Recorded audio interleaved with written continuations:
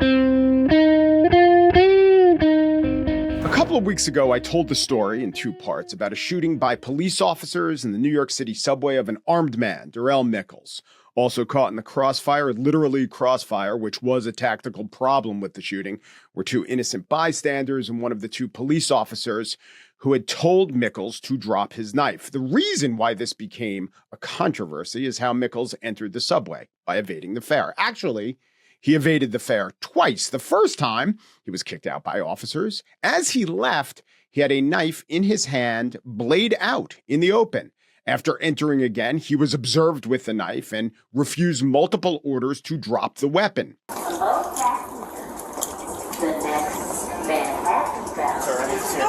drop the knife. Go drop the knife.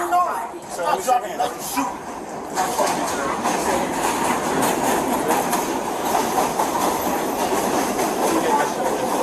Leave me the fuck alone. Leave me alone. Leave me alone. Leave me alone. Put the knife down. Leave me alone. Put it down. Put it down. Down. Shoot. Put the knife down. Put the knife down. Put it down. Put the knife down. Put it down. Put it down. Put it down. All right. Show me your hands. Don't touch me, man. What's wrong with y'all, man? All over the media, the narrative painted by anti-police activists took hold. Man shot for evading a fare. Nowhere was worse than the New York Times. They ran 7 stories of the incident. None had the word knife in the headline. Other news outlets also portrayed it as a consequence of over-policing fare evaders. BBC, protests over New York City subway fare evasion shooting leads to arrests. AM New York, Brooklyn subway shooting linked to fare evasion. Right after the New York Times, the most consistent outlet to get facts backwards was WNYC, the public radio affiliate of NPR. WNYC had New York City Council member Tiffany Caban on their flagship program, The Brian Lehrer Show. Caban is a proponent of defunding the police and a self-described police abolitionist. That doesn't mean she's dishonest, but in explaining the law and events, she was. Here is Caban explaining things. They observed a knife, and I want to focus in and talk about this knife for a minute. So what they observed was a legal knife. That knife is legal to carry in New York. It is not legal to carry knives in the subway. This is from the FAQ page on the NYPD's website. Can I carry a knife in the New York City transit system? No. Weapons and dangerous instruments or any other items intended for use as a weapon may not be carried anywhere within the NYC transit system. Also, New York City prohibits the possession in public of a knife with a blade that is 4 or more inches, regardless of whether any part of that knife, including the blade, is visible or concealed. Workers, like on-duty ambulance drivers and others who need a knife for their job, can carry certain kinds of knives. They can't expose the blade, but regular citizens can't, certainly not of the length of Nichols' knife, and not visibly, as also was the case with Nichols' knife. Caban spins out her inaccurately told tale, saying, when they observe it in those beginning moments, it is either in his pocket or by his side. It never comes up above his waistline. Untrue and untrue. Then she critiques the response as non-de-escalatory. I'll play the video of when the officers first tell Nichols to drop the knife. Go drop the knife. Go drop the knife. Stop dropping the knife. Shoot. That is an oncoming subway train. To communicate the important public safety message, drop the knife, the officers need to be loud enough. And change of setting, not too many choices there. They're on a subway platform. When the train comes, by the way, Nichols enters it. But this wasn't de-escalatory in terms of change of setting. It actually increased the danger for citizens. No respecting of personal space. Actually, the officers, in fact, kept their distance because they didn't want to get stabbed. There is nothing about the critique other than the magical incantation of de-escalation that makes sense. But okay, let's just say Tiffany Caban's subjective opinion of a guest. What was worse than putting on a committed police abolitionist, giving false claims, not to be challenged, saying it's legal for Darrell Nichols to carry a knife in the subway. Worse than that is the reporting put forward by WNYC's own reporter. I will read from this story. Brooklyn DA plans charges in fare evasion case that ended in police shooting by Bahar Ostadan. Nichols likely won't face charges of criminal possession of a weapon because the knife he had was legal to carry, according to law enforcement source. But that is not true.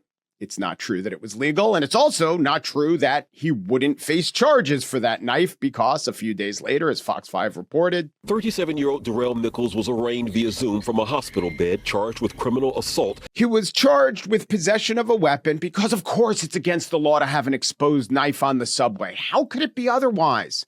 Why would you take the word of an unnamed source incorrectly predicting the charges that it's legal to have a large exposed knife over 4 inches on the subway? WNYC did not issue a correction to that incorrect assessment or prediction. And when the same reporter, Bahar Ostadan, went on NPR's national show All Things Considered, here's how they presented the coverage of a police shooting of an armed man. 2 people are in critical condition today after a chaotic police shooting inside a New York City subway station Sunday.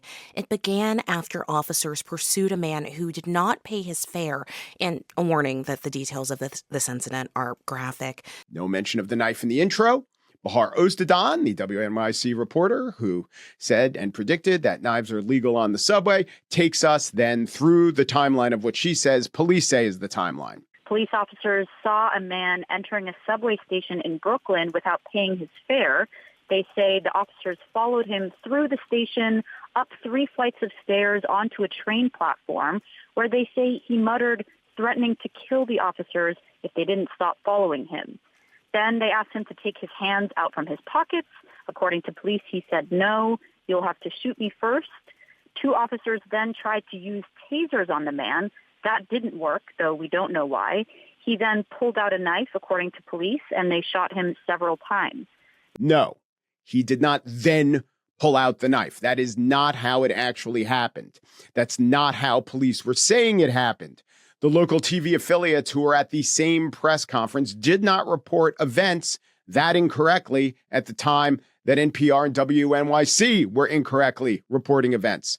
The knife was seen much earlier in the encounter. He was tased after they saw the knife. The knife was in view, which is why police were telling him, you heard the tape, with their very first instructions to Mickles to drop the knife. So with this downplaying of the actual cause of the shooting, it is not hard to see why NPR host Juana Summers would drop all pretenses of objectivity and opine. Wow, I mean, I just have to say that this does seem like quite an outsized outcome for a person who didn't pay a $2.90 subway fare. That's because it wasn't about a subway fare. It was about a knife.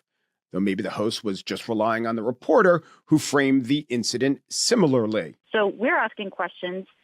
Why did enforcing fare evasion result in 4 people getting shot, including a police officer? Same answer I just gave, because it wasn't about fare evasion. It was about a knife that was refused to be dropped. It was also, in policing terms, about poor positioning and very poor luck. Strays and ricochets happen whenever guns are fired, which the police do not do that often and do not do lightly. And they certainly don't do it over fare evasion. My concern in all this is not the credibility of prestigious news outlets. I read the New York Times every day, and they actually do very good policing coverage occasionally. WNYC, or I should say NPR, does decent coverage on a national level. They've been getting better. When local anti-policing activists protest over an incident, however, they often afford the protesters' complaints undue credence. They shouldn't dismiss them. They should look into it and report what actually happened, which didn't happen here. My concern, my despair, as I have said, is for the hope of ever achieving accuracy on fundamental questions like how to evaluate trade-offs of safety versus over-policing. How can the public accurately assess? How can citizens cast informed votes? How can New Yorkers think what to think when this is the quality of the coverage, especially among outlets that pride themselves on having the highest journalistic standards? We won't be able to easily navigate this. Gregory Del Pesce, the subway rider most seriously injured, friends say, has a long road, but should make a recovery. Good luck to him and to all of us.